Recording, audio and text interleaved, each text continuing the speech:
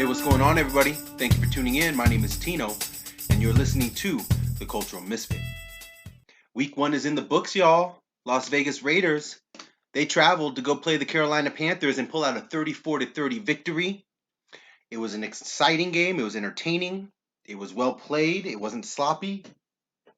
There were a few breakdowns, but for the most part, the teams performed relatively well. I was a little bit skeptical on the quality of games that we would get in week 1 because of the lack of preseason games and just the inability for these teams to really practice like they normally would.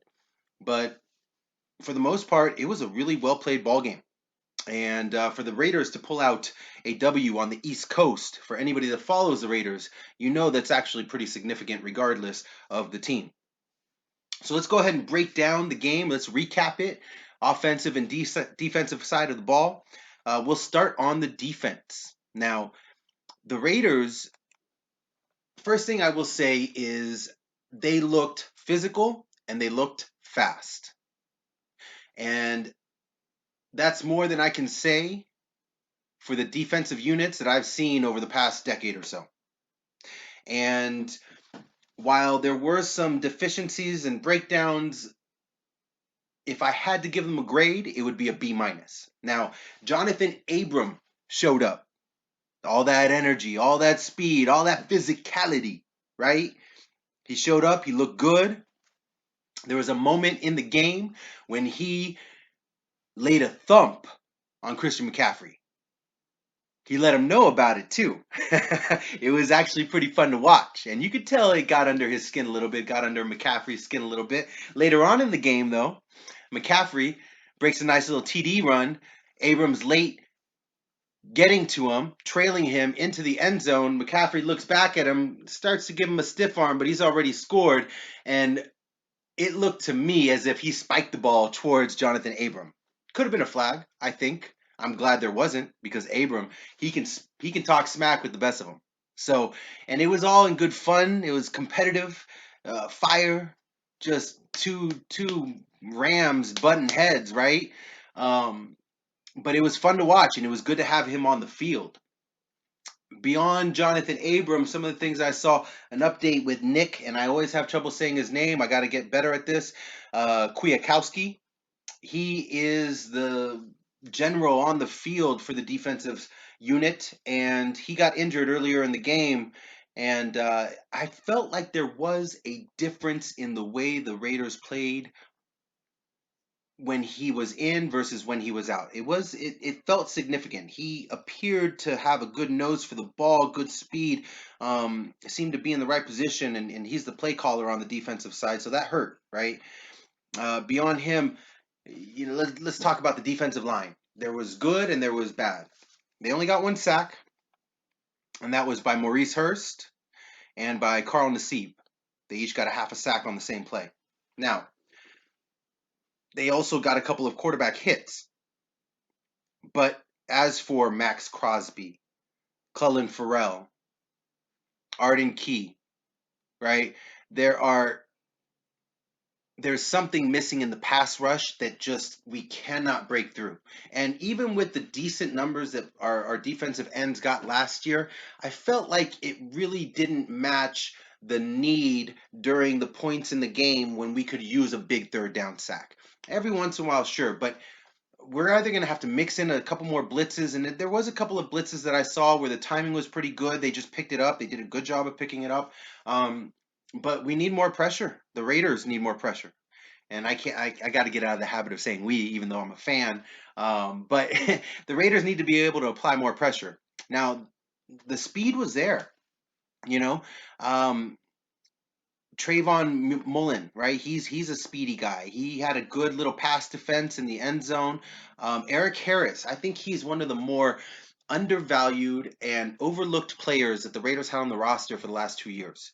He always seemed to be in the right position. He's got good speed. He makes plays on the ball, but the Raiders had draft picks, high draft picks on some of those safeties, and picked up a couple guys in the free agency, and so there was almost like a need. They were forced into playing people above Eric Harris, even though I thought that he outperformed them throughout the last couple of seasons. And so to see him get the chance to play, I'm happy for the guy. And even on the play where he looked like he was um, out of position, I don't really think that was on him. I forget who bit on the double move on the outside, tried to and got the pass interference call, but it was waved off because the touchdown ended up occurring. But Eric Harris comes running over and he's going to the spot where the receiver is going to be. The ball was slightly underthrown. Receiver makes an adjustment, comes back, catches the ball. Eric Harris ends up overrunning the play. It's really a split second ability to pick up the ball. And when it's underthrown like that, it's always advantage receiver, touchdown. I don't put that on him. I like the fact that he's playing ball. Um, I saw some good things out of Corey Littleton. He's just a speedster. He plays ball. I mean, he's got a good nose for the ball. I liked his speed. I didn't really get to see too much of the linebackers and their value other than the speed and the fact that get they didn't have to tackle a downhill runner in the second level as consistently as the linebacking cores have had to in the past. Now, Christian McCaffrey had a good ball game. Okay, Teddy Bridgewater had a good ball game, but they were good, not great, and they needed to be great because they're the only two that the Carolina Panthers can rely on in the offense. I mean, Robbie Anderson is nice. He doesn't really scare me very much. I think that their receiving core is average at best. After Anderson, it's slim pickings. So, McCaffrey goes for 96 yards, 2 touchdowns, receiving 3 receptions, 38 yards. It's a good day, but he needed to be probably over 200 yards or around 200 yards total purpose for them to pull this out. And yeah, so overall, B minus is what my grade would be for the Raiders defense. I saw a lot of good things, saw some things that they can improve. And I think they played better than the 30 points suggests. So let's talk about the offense, starting with, of course, Derek Carr. Derek Carr having his usual efficient game, 22 completions on 30 attempts, 239 yards, 1 touchdown. Not anything that will jump out at you in terms of gaudy numbers, but he was efficient, scored a touchdown, no interceptions, no sacks. Josh Jacobs, 25 carries, 93 yards, 3 touchdowns, looking like a beast. And, 3.7 average. You take away some of the carries at the end of the game when they're trying to run out the clock. It probably looks a little bit better. I thought he looked efficient. He looked good. He was present in the passing game, 4 receptions, 46 yards. His long of the day was 29 yards, and what he does so beautifully, he makes the first man miss. And if you don't miss, he's gonna fall forward 1 yard, 2 yards, 3 yards. Sometimes turn those legs, get him going, baby, get him going, right? Choo choo, and he'll pick up the extra 4 or 5, right? He is as advertised from when the Raiders drafted him. He looks tremendous. I like the fact that they brought in Devontae Booker as the backup. Jalen Richard is a nice number 3 running back. He ended up getting 1 reception. Devontae Booker 4 carries, 29 yards, 7.3 yard average. That's good for a backup. Nice change of pace right there. Let's get to the rookie receivers. Henry Ruggs III, right? He got the start. Brian Edwards, he got the start. And initially, it looked like they were going to be a big part of the game plan. Henry Ruggs, 3 receptions, 55 yards. He almost got in for a long touchdown. He got pushed out of bounds right around the 1 or 2 yard line. He touched the ball, running the ball, 2 carries, 11 yards. They had an idea of how they wanted to utilize him. He gets hurt. Scary moment for Raider Nation, tell you that right now. But he gets hurt. And what ends up happening, Nelson Aguilar, next man up, comes in, immediately does a little go route, and Carr finds him for a nice touch pass in the end zone, touchdown Raiders, and Aguilar stepped in and did admirably. 1 reception, 23 yards for the touchdown. Now, Henry Ruggs comes back. He goes to the he goes to the locker rooms. The locker room. He gets checked out. He ends up coming back out for the second half. I commend him. He wasn't a part of the game though. He didn't show up in the second half. I don't know if he was hurt. I don't know if it just was a coincidence that he didn't get into the mix, but he was irrelevant in the second half. As great as he looked in the first half, not so much in the second half. Now, Darren Waller, first half looked great. 6 receptions, 45 yards, part of the game plan. Possession receiver. At least that's the way he showed up. He's got the 4.5, 4.4 speed, so he can break them. But he was a first half presence as well. Brian Edwards as the rookie. Excuse me, I jumped the gun. I didn't really include what he did. 1 reception, 9 yards. It was a catch and run. Not really much to go off of there. I'm excited to see what he brings to the table. Hunter Renfrow, a couple catches, right? 21 yards. Here's the deal.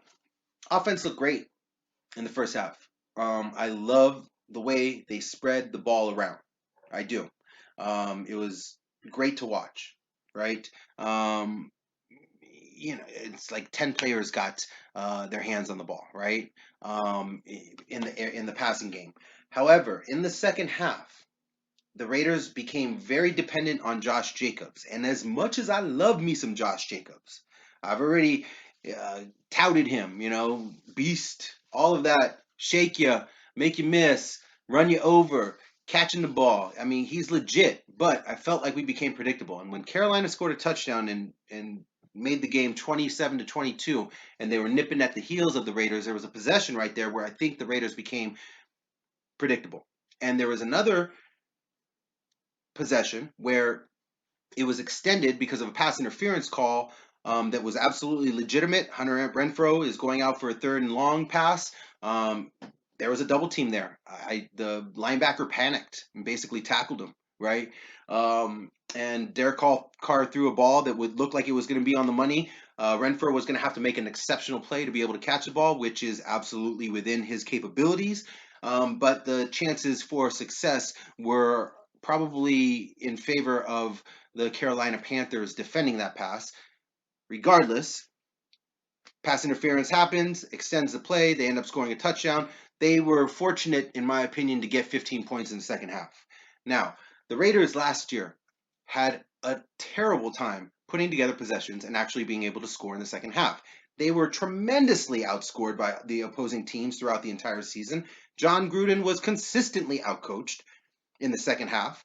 And I felt like we were on the verge of that happening again. And fortunately, they were able to take advantage of the PI and extend that possession and score a touchdown. So they did just enough to be able to win the ball game on the road, which is absolutely crucial. It's a great start to the season. I am slightly concerned about a few things. And to recap, it's the Raiders in the second half and their ability to score and mix up the play calling. I felt like they became a little bit predictable. On the defensive side, you're looking at the pass rush. I think that everything behind the front four will fall into play. Communication. I think the Raiders are pretty good at the cornerback position. I liked what I saw, even though there was a couple of breakdowns. The linebackers, hopefully, Kwiatkowski, he comes back healthy, and but the pass rush, right? The pass rush, it needs to get better. So the pass rush, second half, play calling. It'll be interesting to see the rookies as receivers if they'll be able to hold up with the NFL and just a bunch of grown men. First year, both of them healthy, producing. The chances of both of them having the type of success that a number 1 and number 2 receiver would have in the NFL, the chances of both of them doing that simultaneously on the same team is pretty low. However, Ruggs looked good. Edwards, we didn't really get a chance to showcase him too much. That's going to be a huge question mark. So, great game. 34-30. Las Vegas Raiders defeat the Carolina Panthers. Week 1 is in the books. And it's a heck of a start for Raider Nation. So that's all I got to say. I'll see you around the way. Much love, and I'm out.